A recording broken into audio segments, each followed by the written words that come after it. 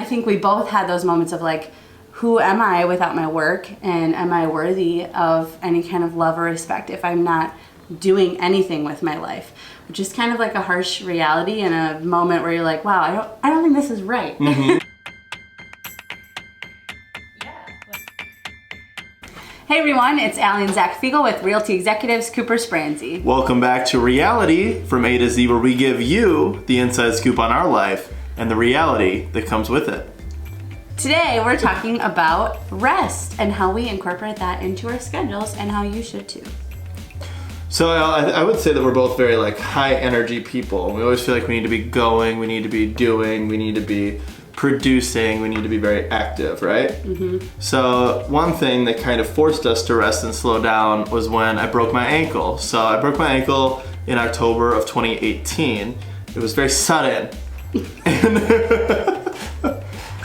And all of a sudden I needed to rest. I had to lay down. I couldn't walk on my ankle for 6 weeks. So it forced me to slow down. It forced me to rest. And for me, when I got pregnant through the first trimester, I was sick for like 7 weeks straight.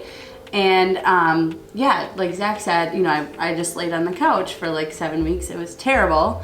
And we had to get really comfortable with not doing anything productive, feeling like super lazy, feeling like crap about ourselves because we weren't doing anything. So I think we both had those moments of like, who am I without my work? And am I worthy of any kind of love or respect if I'm not doing anything with my life? Which is kind of like a harsh reality and a moment where you're like, wow, I don't think this is right. Mm-hmm. So what I really struggled with, and especially after I broke my ankle, was feeling guilty. Feeling like my identity almost was tied into being productive. So if I wasn't producing, then I felt really guilty. Like I felt like I wasn't doing anything. And even now, I feel like it's so hardwired into me that I always have to be working or doing something, that even just like resting at home, I feel guilty over.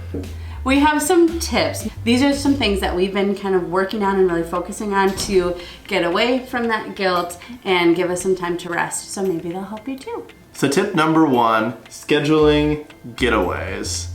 So one thing that we struggle with is because we work together, it's tough to clock out, right? It always feels like we can, we're always like talking about work or doing something about work. So having like a getaway or even just like planned time to not talk about work is really nice to be able to clock out and to just like experience life without work. Get these on the calendar like super in advance so that you don't have any excuse to like book over it.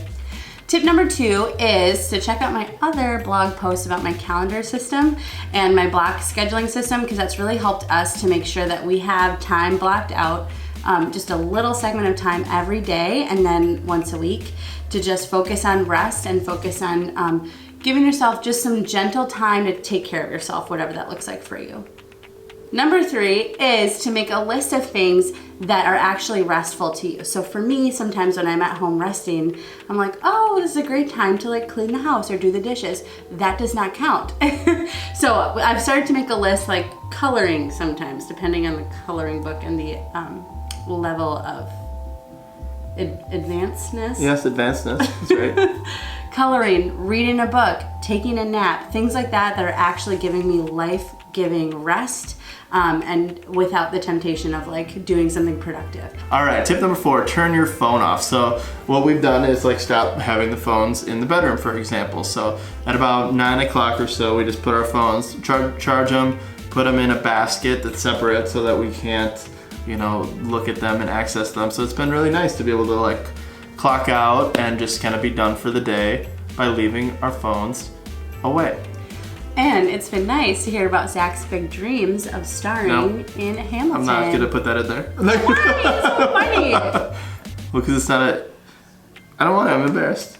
Why? Because I don't feel In 6 months, he's gonna be on the stage. It's 5.5 months. I'm gonna be. I just want. The people don't need to know yet. I want to be a big unveiling. Okay. Tip number 5 is know your boundaries and don't be afraid to stick to them.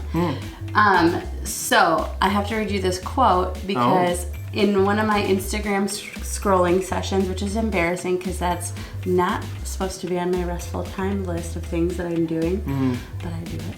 I found someone shared this quote about boundaries, and it said, each time we fail to set a boundary, it's like looking in the mirror and saying, your needs are less valid than theirs. So, I do this all the time. We both do this all the time. And so it's something that we're still working on. We're all work in progress. But knowing what your boundaries are as far as like your timing and the things that you will take on, the things you won't take on, and not being afraid to stick to those, because we are worth it, and we are worth giving ourselves time to rest and enjoy our life. Thanks again for tuning in to another episode of Reality from A to Z. From the Fiegels at Realty Executives, Cooper Spranzi. Make it a great day.